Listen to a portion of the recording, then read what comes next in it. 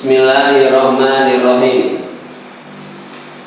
Makna kandungan kalimat tauhid la ilaha illallah. La ilaha illallah disebut dengan kalimatun thayyibah, kalimah thayyibah, kalimah yang baik. La ilaha illallah merupakan dakwah Rasul-Rasul Allah. Jadi Rasul yang Allah utus ke muka bumi mendakwahkan kalimat tauhid la ilaha illallah. Dalam Islam, la ilaha illallah itu disebut dengan kalimatus syahadat, kalimat persaksian, yang mana dengan kalimat syahadat tersebut menjadi satu penentu diri kita termasuk seorang muslim atau tidak. Jadi yang menentukan seseorang menjadi muslim atau bukan muslimnya tergantung dari la ilaha illallah. Maka kita sebagai muslim harus memahami tentang kalimat la ilaha illallah. Ahamiyatu syahadatain. Dalam Islam, la ilaha illallah disebut dengan kalimat syahadat. Ahamiyah merupakan urgensi, satu hal yang sangat penting yang harus kita pahami.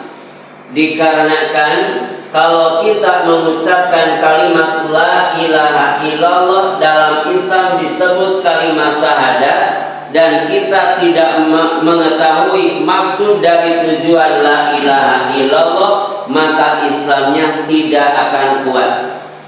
Karena la ilaha illallah dalam Islam merupakan satu pondasi paling dasar. Sebagaimana Rasulullah SAW menyatakan bahwa Islam itu dibangun dengan 5 dasar. Bunyal Islamu ala khamsin, dibangun Islam atas 5 dasar. Dasar yang pertama, syahadatu alla ilaha illallah. Dasar pertama kalau dalam bangunan, pondasi paling pertama, paling bawah, yaitu kalimat syahadat. Kuat dan tidaknya satu bangunan tergantung pondasinya. Kalau pondasinya tidak kuat, maka bangunan ke atasnya pun tidak akan kuat. Berdiri tetapi tidak tegak, tidak lama berdiri. Maka kita sebagai generasi muslim harus memperkuat pondasi yang pertama, yaitu kalimat syahadat. Bagaimana cara memperkuatnya? Kita harus mengetahui kepentingan syahadat dalam Islam. Pertama, al-madkhalu fil Islam. Syahadat dalam Islam merupakan pintu gerbang menuju Islam. Jadi gerbang menuju Islam dengan kalimat la ilaha illallah.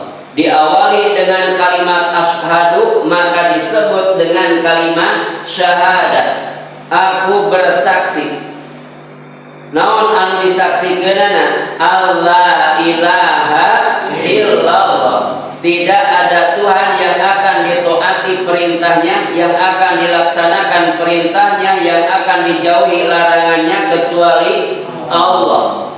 Berarti ketika seorang muslim mengucapkan kalimat asyhadu alla ilaha illallah, maka itu satu kalimat pernyataan.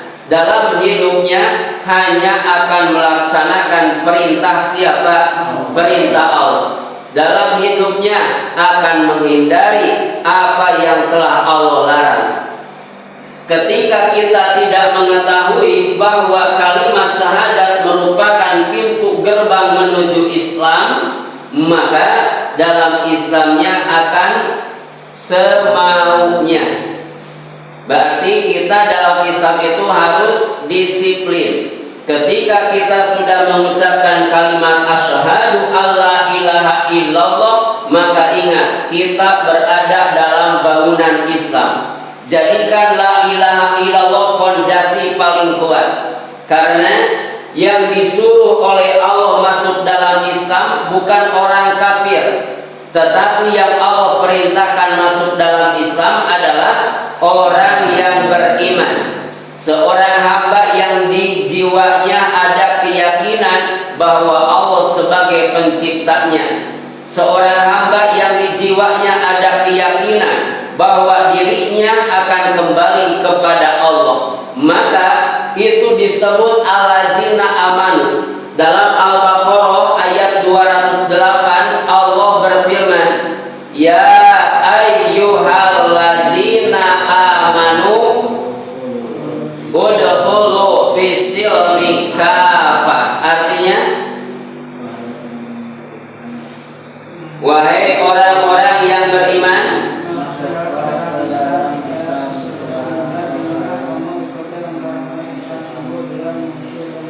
masuklah kamu kepada agama Islam dengan secara keseluruhan, dan janganlah kamu mengikuti langkah-langkah setan. Innahu lakum, sesungguhnya setan bagimu adalah musuh yang nyata. Di Al-Baqarah ayat 208 Allah memberi perintah kepada orang yang beriman. Ya ayyuhallazina amanu, wahai orang yang beriman, udkhulu fis-silmi kafah, masuklah kamu kepada agama Islam dengan cara keseluruhan, sempurna. Pertama, maksud yang pertama, bukan hanya ditulis dalam identitasnya beragama Islam saja, tetapi dalam kehidupan sehari-hari pun harus memperlihatkan akhlak Islam. Jadi ketika di catatan sipil dalam KTP kita ditulis beragama apa, maka kehidupan orang yang mengakui Islam sebagai agamanya harus bisa mencerminkan akhlak Islam. Jangan sampai antara tetangga dengan tetangga yang sama agamanya Muslim bertengkar, pasea. Kenapa? Karena itu semua akan menghilangkan akhlak Islam dan akan menjadikan nilai buruk pada Islam. Jadi kenapa seorang Muslim digambarkan dengan sebuah tawon? Tawon ketika hinggap di satu ranting, tidak ada ranting yang patah. Tawon ketika ada di satu ranting, dia itu mengeluarkan yang baik dan sangat manfaat bagi kehidupan manusia, yaitu apa? Madu. Berarti seorang Muslim dimanapun nanti kalian berada, dimanapun kita berada, dimanapun Allah menyimpan kita di tanahnya Allah, dimanapun kita dimukimkan, di lingkungan bagaimanapun, jadilah Muslim yang baik. Jangan menjadi orang yang selalu membuat kekacauan, tapi perlihatkan akhlak Islam. Itu yang dimaksud udkhulu fis-silmi kafah. Wala tattabi'u khutuwatis syaitan, dan jangan kalian mengikuti langkah-langkah syaitan. Jadi syaitan itu suka berjalan, karena Allah melarang kepada orang yang beriman jangan mengikuti langkah-langkah apa? Setan. Innahu lakum aduwwum mubin, sesungguhnya setan bagimu musuh yang nyata. Yang dimaksud jangan mengikuti langkah-langkah setan, kita harus ingat perbuatan setan itu seperti apa. Pertama, setan punya sifat sombong, istakbaro, merasa dirinya paling baik. Yang kedua, setan tidak mentaati perintah siapa? Allah. Ketika kita manusia punya sifat sombong, berarti kita sudah mengikuti langkah-langkah setan. Ketika manusia mengikuti langkah-langkah setan, maka Allah menyatakan innahu lakum aduwwum mubin, setan yang nyata ada pada diri manusia, yaitu manusia yang punya sifat sombong, merasa dirinya lebih baik daripada orang lain, itulah setan yang nyata. Lamun cek bahasa kolotna setan bungkelekan, setan anu bisa kaciri nyaeta urang manusia ketika punya sifat sombong. Dalam surah 47 surah Muhammad ayat ke-19, coba buka Al-Qur'annya. Surah 47 ayat 19.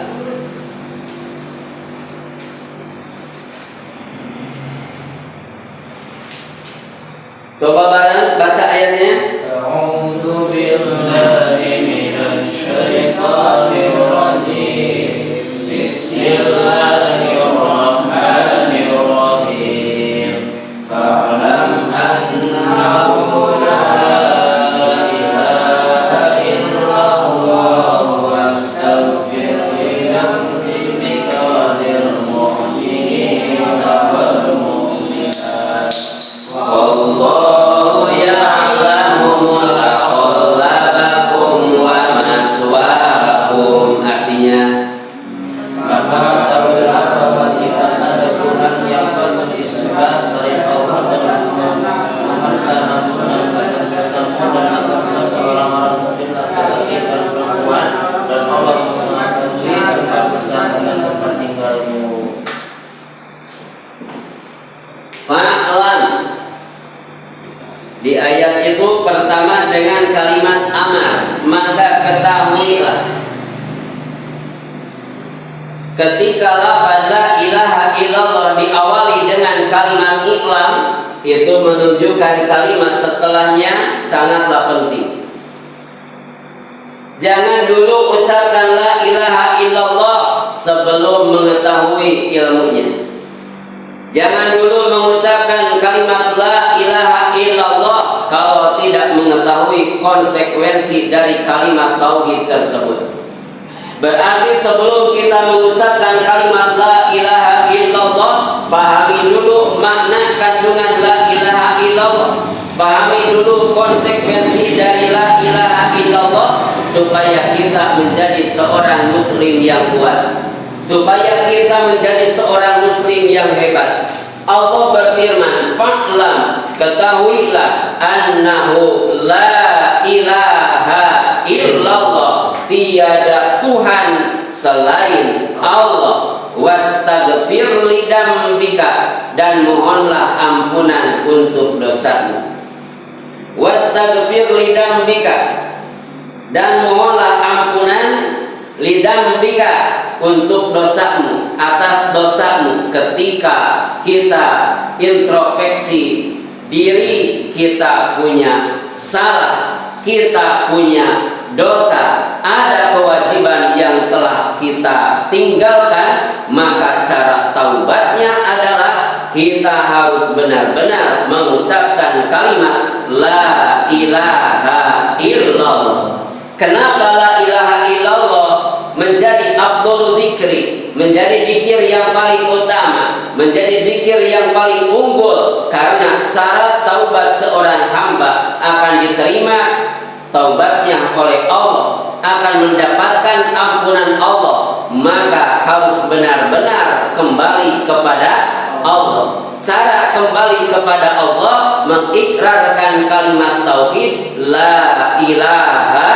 illallah. Bukan hanya ucapan di lisan, tetapi harus ada af'alun bil arkan, harus ada perubahan. Kenapa? Karena yang ketiga nanti kita bahas bahwa la ilaha illallah disebut dengan asasul inqilab, titik tolak perubahan seorang hamba. Ketika kita ingin merubah hidup kita ke arah yang lebih baik, maka jadikan la ilaha illallah sebagai benteng utama. Bahkan dalam hadis qudsi Allah Subhanahu wa taala berfirman, la ilaha illallah husni, la ilaha illallah merupakan bentengku. Faman dakhala husni, barang siapa yang memasuki bentengku, maka bakal umina min azabi, akan terselamatkan dari azabku.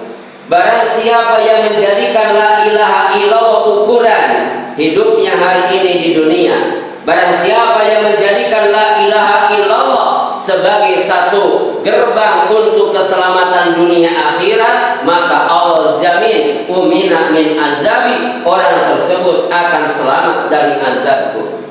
Wastaghfir li dzambika walil mu'minina wal mu'minat, dan bagi mukmin laki-laki wal mu'minas, dan mukmin perempuan. Wallahu ya'lamu mutaqallabakum wa maswaakum, dan ingatlah Allah mengetahui tempat usaha dan tempat tinggalmu. Ayat di akhirnya adalah ayat tauhid.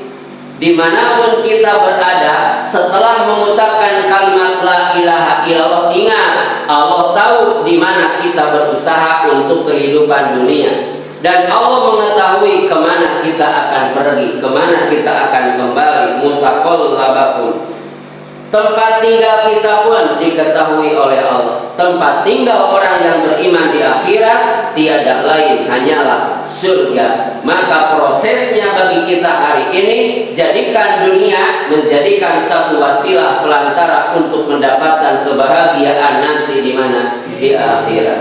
Ini baru pertama, baru yang ke-1, al-madkhal fil Islam, bahwa la ilaha illallah merupakan pintu gerbang di dalam Islam. Berarti kita sudah memasuki gerbang apa? Gerbang Islam. Yang kedua, ketiga, keempat, kelima besok.